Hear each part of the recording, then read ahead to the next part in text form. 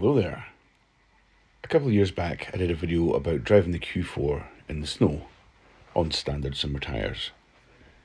So I thought I'd do a little follow-up now that we've got a little bit of snow on the ground again where I live. This again is the Q4 just on normal Pirelli Scorpion Elect tyres. So not winter tyres, just standard summer tyres. And they're fairly well worn on the front and they've done about 6,000 miles on the rear. Unfortunately, I forgot to download the footage from driving out of this car park after the car had been charging in proper snow, and the footage from driving out and about, round about the town where I live, when the roads are really snowy. So I have been out trying to find what's left of the snow and the icy conditions. So a local street here that's got clearish tracks, but it's snowy and icy. The current temperature when I filmed this was -2. As you can see, making good progress up here. I've sped this bit up because this part's the gentle part of the street. And we've just kind of crested a little hill there. We'll go back down the other side. And for this is just normal traction control on as if I was driving the car normally.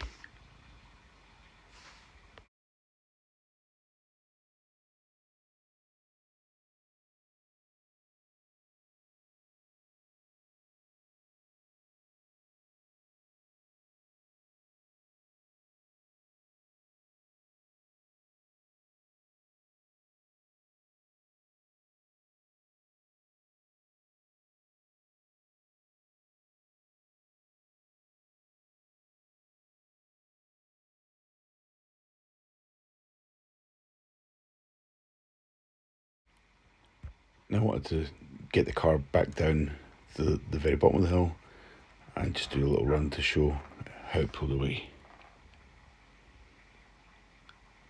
So this is on frost and ice on top of the snow.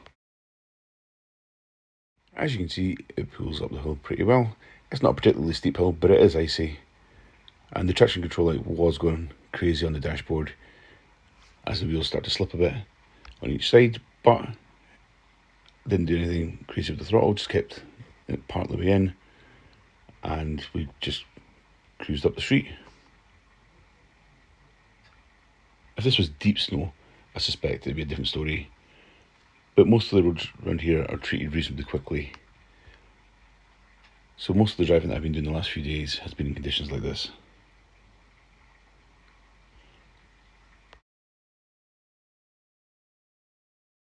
Looking in the manual, there are 3 different modes for the electronic stability control. There's fully on, there's restricted, which comes up as sport, which gives you a little bit more wheel spin, but still has stability control on. And then there's off, which is completely off. So no stability control and no traction control.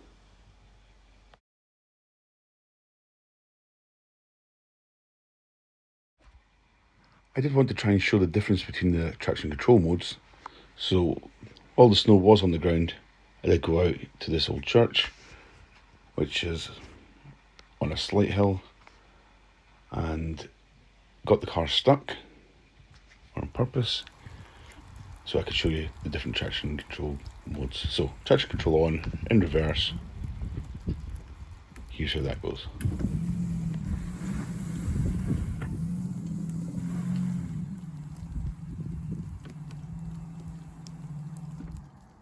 So as you can see, both wheels took a turn at spinning and then it let them both spin at the same time.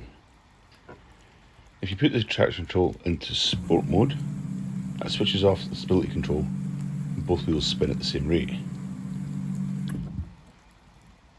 And the final mode is off, but that just has the same effect as sport. Both wheels spin, going nowhere. All they did let me pull away forwards just fine. I might give it another wee shot, and yeah, it pulled fine there. So I did take it deliberately out to try and see if I could get some proper snow. So there's a bit of snow left in this car park.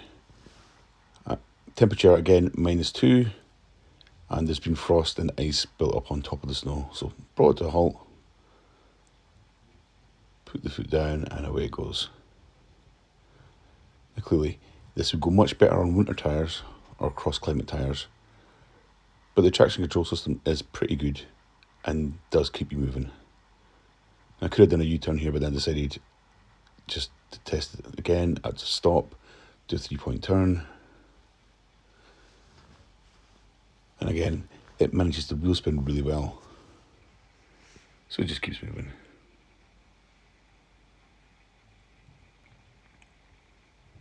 And bring it to a halt again and do one more pull away.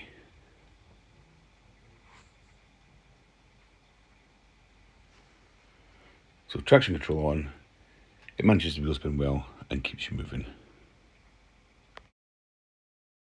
I tried the same on this icy street, so it doesn't look particularly icy, but there's a lot of ice on the surface here.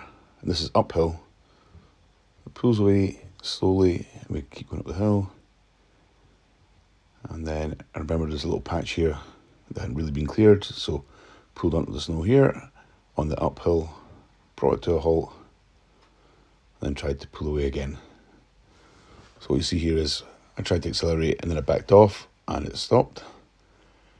So next time I put the foot down, I did not back off, kept the foot in, and the traction control eventually finds a little bit of grip from somewhere, and away we go. As long as you keep some movement going, it's pretty good. It is a harder thing to get it going again once it's stopped. As I said previously, I do think it's surprisingly good in the snow. I had a 520 diesel before and I've had a 3 Series diesel, both of which were terrible on summer tyres in the snow. Because the weight distribution's pretty good and the battery and everything are low down in the Q4, it does do pretty well. Now, to illustrate this, when I went to go and film outside the church, I set up the camera and thought I would drive in, get stuck, and not be able to go, and that wasn't the case. So I pulled in, thinking I would get stuck here in front of the camera. There's a little dip there, and no, I kept going. Then I realised I was going to be off camera, so I turned again, brought it back. There is a dip here that the left wheel's about to go down into at the back, but it let me pull away.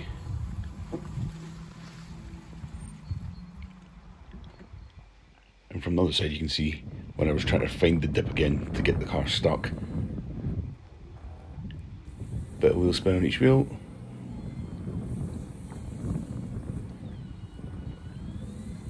Thought I'd got it this time. Thought that's it. We're stuck this time for sure. Yep, stuck. That'll make a great bit of footage. But then it found some grip. And I wasn't stuck at all. So it's actually quite hard to get the car stuck to film it. What I think is quite telling is, since I moved to this town, I've had a series of cars which were reasonably capable with four-wheel drive for the snow. So a Nissan X-Trail, I've had 2 Mitsubishi L200s, I had a Kangoo Trekker, four-wheel drive, had a Series 2 Discovery, which was superb in the snow. At the same time as that, I had the 520 diesel with winter tyres, which are actually pretty good in the snow. Had a Freelander, again, the four-wheel drive was great. And most recently, I had another Discovery 2 at the same time as the Q4. But I've not felt the need to have a 4x4 this year. It's not been a problem at all. I know some of you will disagree, but in my opinion, the Q4 is actually surprisingly okay in the snow. For such a heavy rear-wheel drive car, it does pretty well on summer tyres. To the point where I've not actually been out and bought either cross-climate tyres or winter tyres for this, which I felt I had to do with both my BMWs previously. If I was getting deep snow all the time, or if I lived somewhere more rural, would I be okay with the Q4? On the summer tyres, that would maybe be pushing it. But I think on winter tyres or cross-climate tyres, it'd actually be surprisingly usable. Okay, that's all I've got for you in this video. Remember to like and subscribe. Thanks for watching. I'll catch you next time.